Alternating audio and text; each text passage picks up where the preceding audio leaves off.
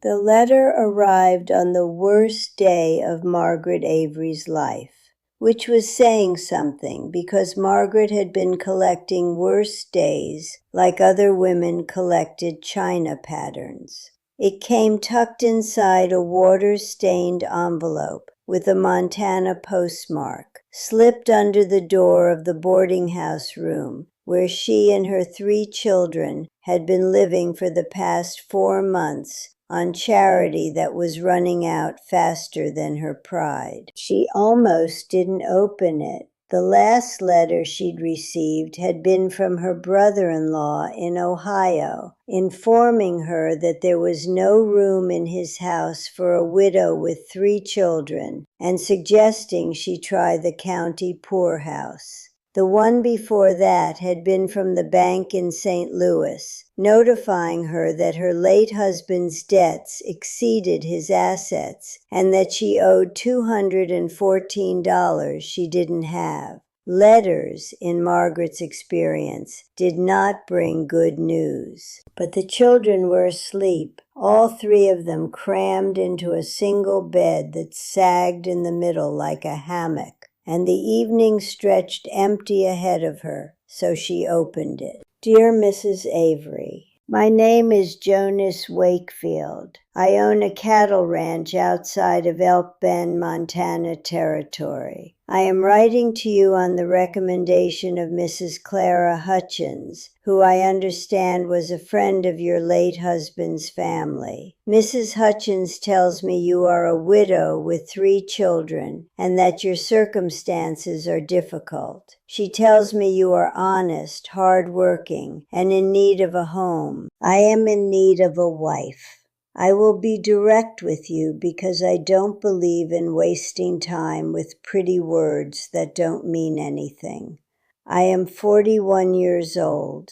I am not handsome. I am not rich. I have a ranch that provides a decent living if you don't mind hard work, and a house that is too big for one person and too quiet by half. I am not looking for love. I am looking for a partner, someone willing to share the work and the life that comes with it. If you are willing to consider this arrangement, I will send money for your passage and your children's. All 3 of them. I understand from Mrs. Hutchins that this has been a difficulty for you. You don't have to answer right away, but if you do answer honest. I'd rather have the truth than a pretty lie. Respectfully, Jonas Wakefield.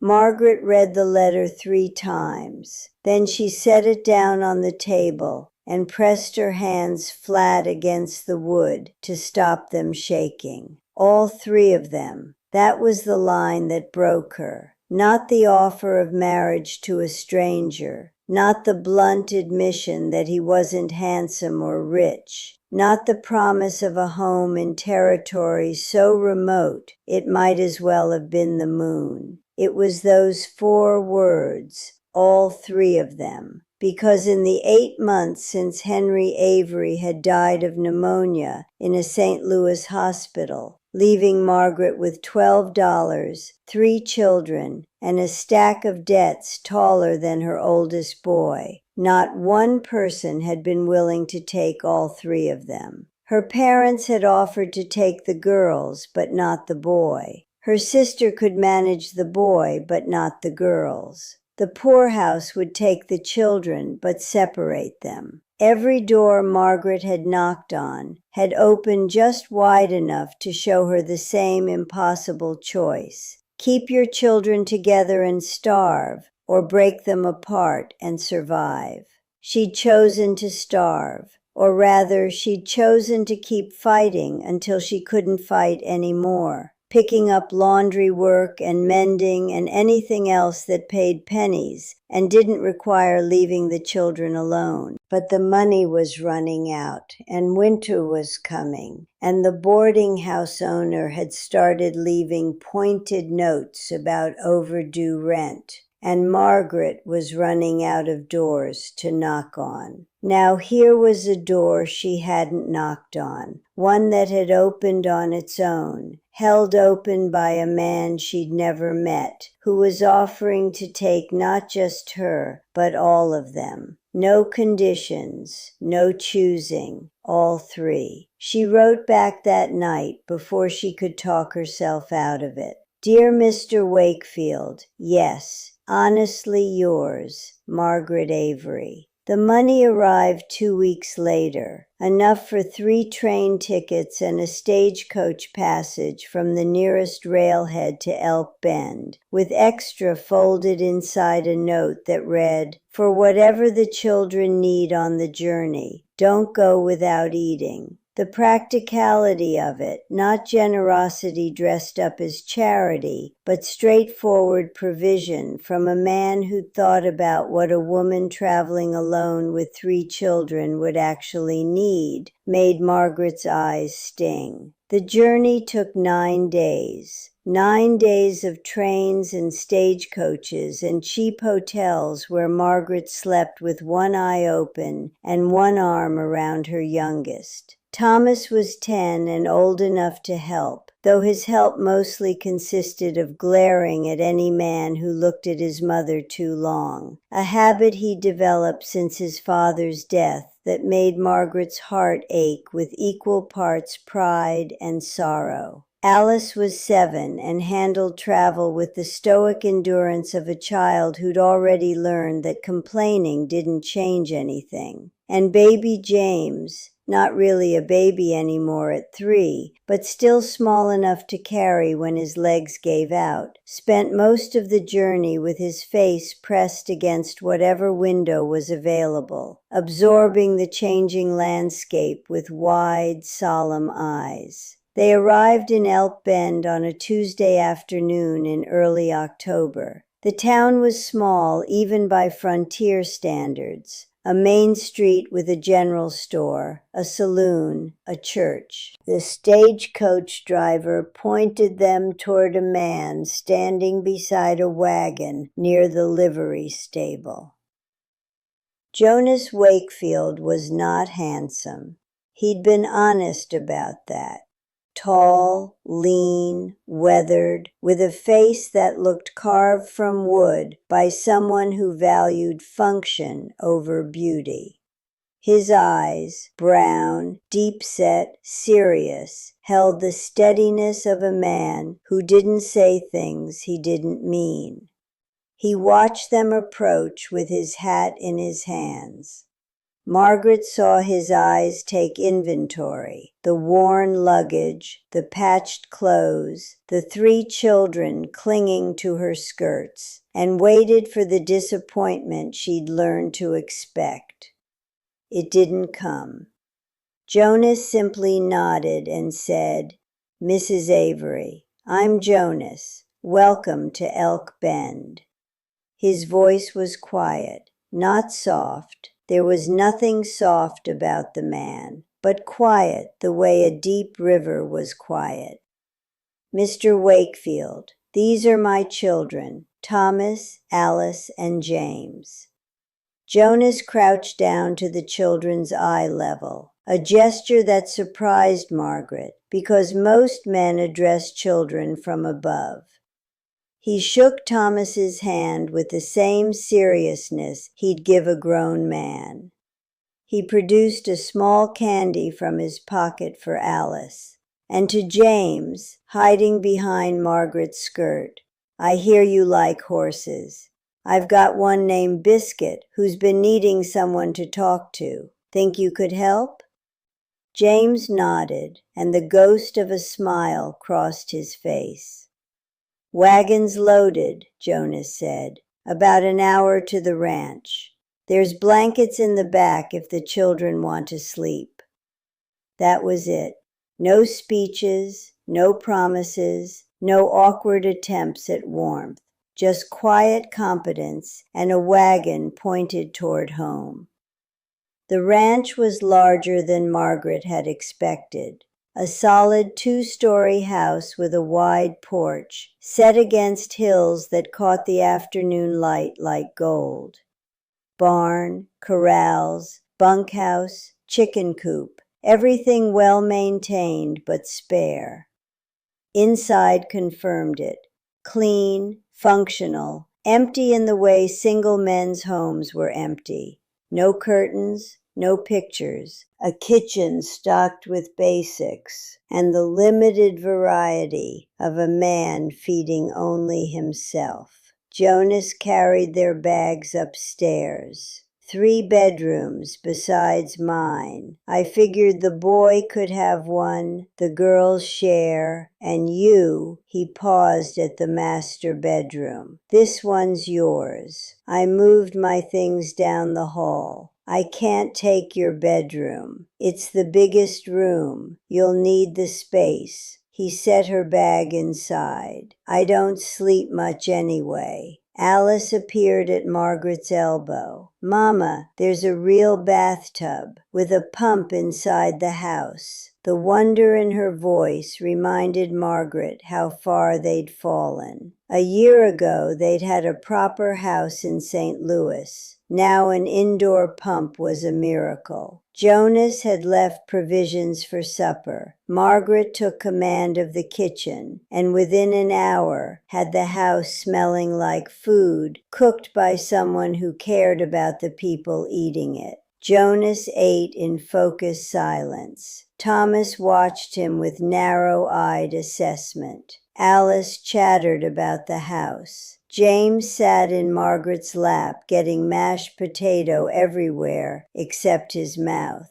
Mr. Wakefield, Thomas said suddenly, breaking a silence that had stretched too long. Why did you send for us? Jonas set down his fork and gave the boy the same serious attention he'd given him at the livery. Because I needed help. This ranch is too much work for one man, and the house is too quiet for anyone. Your mother needed a home, and I needed a family. Seemed like we might be able to help each other. But why us? Thomas pressed. Mama said nobody else wanted all 3 of us. The words landed on the table like stones. Margaret closed her eyes. She hadn't meant for the children to know that. Had tried to shield them from the rejections and the impossible choices. But children heard things. Children always heard things. Jonas looked at Thomas for a long moment. I grew up with 2 brothers and a sister, he said. When our parents died, the neighbors tried to split us up, send us to different families, different towns. My oldest brother fought it. He was 16 and he worked 3 jobs to keep us together. Nearly killed himself doing it, but he did it. Jonas paused. Separating children from each other is about the cruelest thing you can do to a family. I wasn't going to be part of that. Thomas stared at him, processing this with the gravity of a boy who'd been carrying adult fears on child-sized shoulders. Then he nodded once, not acceptance, not yet, but acknowledgement that this answer met some standard he'd been applying. Can I have more ham? He asked. Take as much as you want, Jonas said. There's plenty.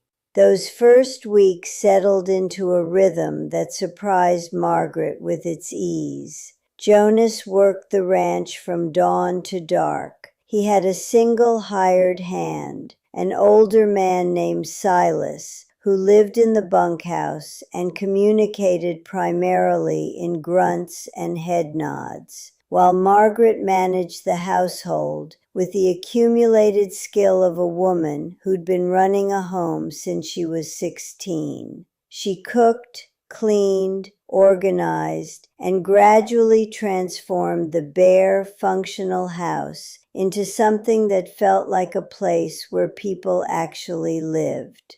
Jonas noticed the changes without commenting on them. New curtains Margaret sewed from fabric she found in a trunk in the attic. Wildflowers in a jar on the kitchen table. A rug she'd beaten clean and laid before the fireplace. He'd come in from work and his eyes would move to whatever was new, and something would shift in his expression. Not quite a smile, but a softening around the edges, like ice giving way to water. The children adapted at different speeds. Alice was the fastest, throwing herself into ranch life with the enthusiasm of a child who'd been trapped in a boarding house room for 4 months and had energy to burn. She adopted the chickens as her personal project, named every one of them, and produced eggs each morning with the pride of someone contributing to the household in ways that mattered. James found his way to Jonas through Biscuit, the old horse Jonas had promised him. Every afternoon, Jonas would lift James onto Biscuit's broad back and lead them around the corral, the enormous horse plodding with exaggerated care, while the 3-year-old clutched the mane and giggled with pure, uncomplicated joy. Margaret watched from the porch and saw something in Jonas's face during those moments that she suspected he didn't know was visible, a tenderness so fierce and so carefully guarded that it made her chest ache. Thomas was the holdout. He did his chores without complaint, spoke to Jonas with scrupulous politeness, and maintained a distance that was more effective than any wall. He was testing, Margaret knew, probing for the cracks that experience had taught him every man eventually revealed. His father had been kind before the debts crushed him into someone bitter and distant. His uncle had been welcoming before deciding 3 children were too many.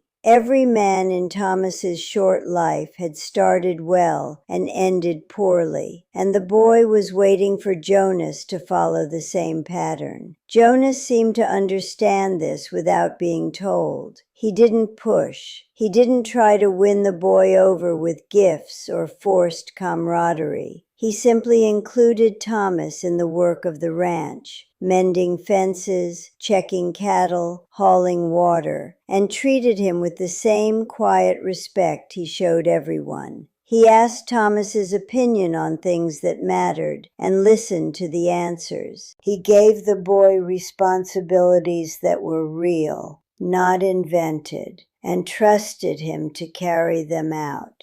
The shift came on an evening in late November. The first real cold had settled over the valley, and Jonas was in the barn repairing a stall door that had cracked in the frost. Thomas appeared in the doorway, his breath clouding in the lamplight. "Need help?" the boy asked. "Could use someone to hold the board while I nail it." They worked in silence for 20 minutes, Thomas bracing the heavy plank, while Jonas drove nails with the efficient strikes of a man who'd done this work his whole life. When it was finished, they stood back and examined the repair. "Good work," Jonas said. "You did all the nailing. You did all the holding. Can't have one without the other." Thomas was quiet for a moment. Then, "My papa used to say that work takes 2 people even when one person could do it alone. He said it was about trust."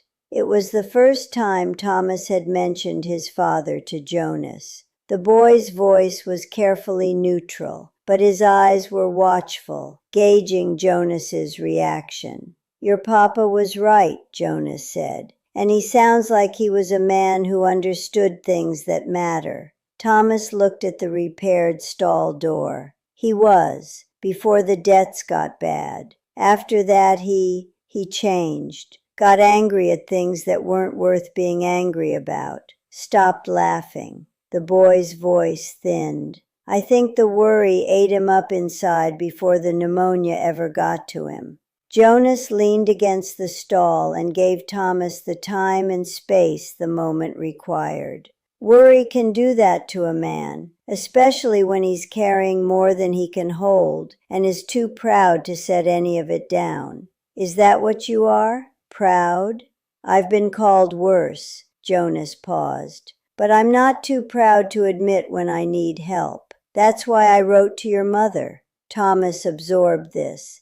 Then he asked the question Margaret could have told Jonas was coming, the same question that lived behind every careful silence and every polite distance the boy had maintained for weeks. "Are you going to keep us?" Jonas turned and looked at the boy fully. "That's the plan. Even when it gets hard, even when James breaks things and Alice won't stop talking and Thomas's voice cracked. "Even when I make you angry?" "Thomas." Jonas's voice held a weight that made the boy look up. "I didn't send for your mother because I wanted things to be easy. I sent for her because I wanted things to be real. Real means hard sometimes. Real means people make mistakes and break things and make each other angry. But real also means you don't walk away when it gets difficult. That's what I'm offering. Not perfect. Real." Thomas's chin trembled, the involuntary betrayal of a boy trying very hard to be a man. Then he did something Margaret, watching from the barn door where she'd come to call them for supper, had never seen him do with anyone except her. He stepped forward and put his arms around Jonas Wakefield's waist and held on with the desperate strength of a child who'd been waiting for permission to need someone. Jonas went still for just a moment, the brief freeze of a man unused to being touched. Then his arms came up and folded around the boy, and he held Thomas against his chest and said nothing at all, because some things were too important for words, and this was one of them. Margaret pressed her hand against her mouth and stepped back from the doorway before either of them could see her. She stood in the cold dark of the yard and cried. Not the exhausted, defeated tears of the past 8 months, but something cleaner, something that felt like the end of a long, terrible road. They were married on Christmas Eve by the preacher in Elk Bend, with Thomas standing as witness, and Alice scattering dried flowers, and James sleeping through the entire ceremony in Silas's reluctant but surprisingly capable arms. Margaret wore her best dress, the same one she'd worn to Henry's funeral, because it was the only good dress she owned. But Alice had sewn a ribbon onto the collar that changed it into something that felt new. Jonas wore a clean shirt and his only tie, and his hand shook when he took Margaret's, the single visible crack in the composure of a man who'd kept himself under iron control for 20 years and was only now discovering that some things were worth trembling for. When the preacher said, "You may kiss the bride," Jonas looked at Margaret with an expression that held everything he'd never said in his letters or his careful, quiet conversations. Every lonely night in the too big house, every meal eaten in silence, every time he'd looked at the empty chairs around his table and felt the absence of something he couldn't name. He kissed her gently, briefly, and when he pulled back, Margaret saw that his eyes were bright. "Thank you," he whispered, so quietly that only she could hear, "for answering my letter." Margaret took his hand, this rough, careful, steady man who'd reached across 800 miles to offer a stranger and her children the one thing nobody else would give them, a home with room for all of them. "Thank you," she whispered back, "for asking." That night, after the children were asleep in their rooms, Thomas in his, the girls in theirs, James tucked into the crib Jonas had built from pine and sanded smooth enough to touch without splinters, Margaret and Jonas sat on the porch in the Christmas Eve cold and watched the stars burn over the valley. Jonas, That first letter you wrote, you said you weren't looking for love. I remember. Are you still not looking? Jonas was quiet for a long time. The kind of quiet that meant a man was choosing his words with the same care he'd choose his footing on uncertain ground. I think love found me anyway, he said. Came in on the stagecoach with 3 children and a woman who'd been fighting the whole world by herself and winning. Margaret leaned against his shoulder. He put his arm around her, carefully, the way he did everything, as if she were something valuable that he'd been trusted with and intended to deserve. I wasn't winning, she said. I was barely surviving. Same thing sometimes, same thing exactly. The stars turned overhead. Inside, the house was warm and full of sleeping children, and the silence wasn't empty anymore. It was the silence of a home that had everything it needed, not perfect, not easy, but real. The kind of real that a quiet rancher and a stubborn widow had built together out of honest letters and hard work, and the simple, radical act of choosing each other when nobody else would. It was enough. It was more than enough. It was everything.